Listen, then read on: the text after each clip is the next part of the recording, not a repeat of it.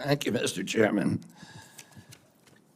Chairman Crapo, Ranking Member Wyden, and members of this distinguished committee.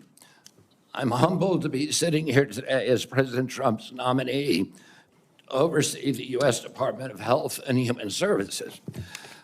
I want to thank President Trump for entrusting me to deliver on his promise to make America healthy again.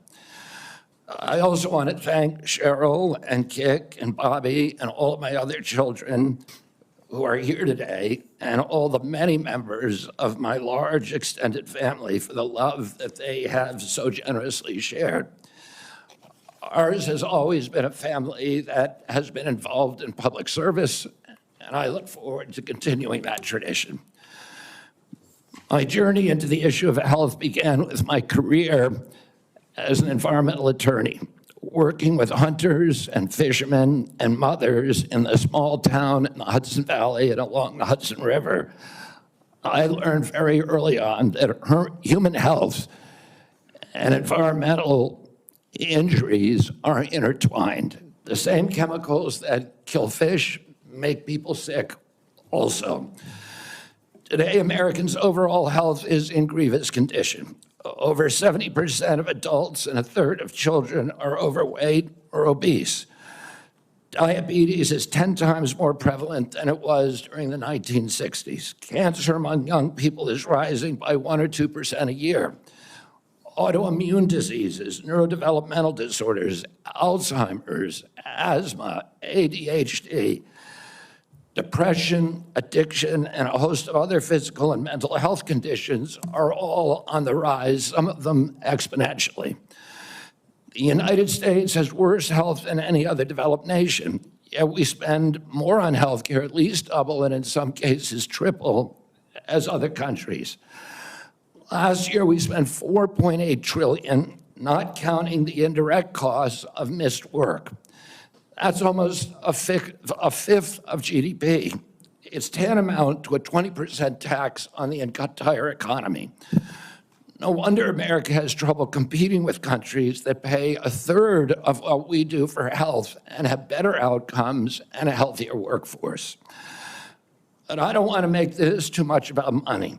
It's the human tragedy that moves us to care. President Trump has promised to restore America's global strength and to restore the American dream, but he understands that we can't be a strong nation when our people are so sick. A healthy person has 1,000 dreams, a sick person has only one. Today, over half of our countrymen and women are chronically ill. When I met with President Trump last summer, I discovered that he is more than just concerned for this tragic situation, but genuine care. President Trump is committed to restoring the American dream, and 77 million Americans delivered a mandate to him to do just that, due in part to the embrace and elevation of the Make America Healthy Again movement.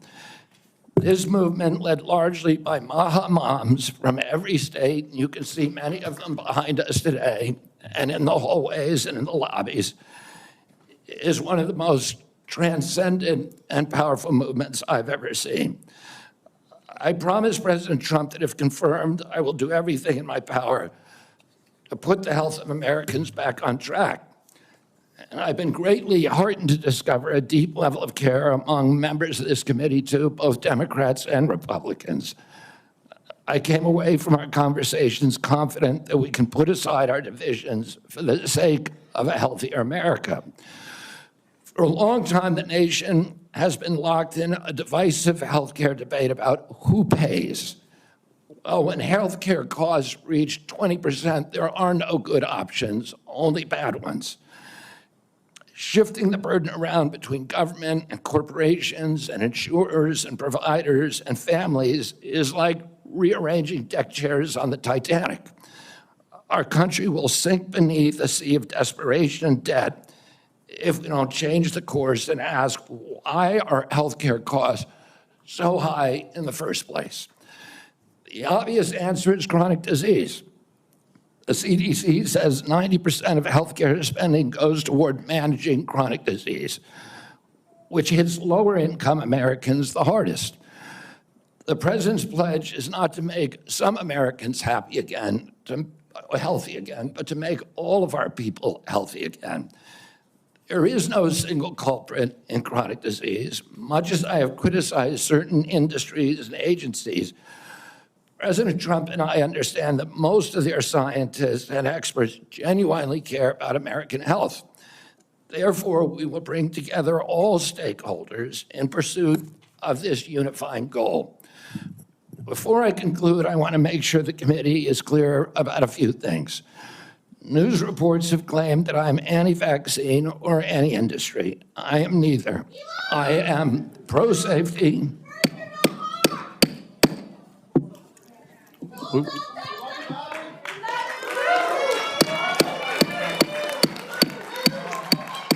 We'll have order. Please proceed, Mr. Kennedy. I am pro-safety. I worked for years to raise awareness about the mercury and toxic chemicals in fish, and nobody called me anti-fish. And I believe that that vaccines play a critical role in healthcare. All of my kids are vaccinated. I've written many books on vaccines. My first book in 2014, the first line of it is, I am not anti-vaccine, and the last line is, I am not anti-vaccine. Nor am I the enemy of food producers. American farms are the bedrock of our culture, of our politics, of our national security. I was a 4-H kid, and I spent my summer working on ranches. I went to work with our farmers. I want to work with our farmers and food producers to remove burdensome regulations and unleash American ingenuity. MAHA simply cannot succeed without a partnership, a full partnership of American farmers. In my advocacy, I've often disturbed the status quo by asking uncomfortable questions. Well, I'm not going to apologize for that. We have massive health problems in this country that we must face honestly. And the first thing I've done every morning for the past 20 years is to get on my knees and pray to God that he would put me in a position to end the chronic disease epidemic and to help America's children. That's why I'm so grateful to President Trump for the opportunity to sit before you today and seek your support and partnership in this endeavor. I will conclude with a promise. The members of this committee, to the president, and to all the tens of millions of parents across America, especially the moms, who have propelled this issue to center stage.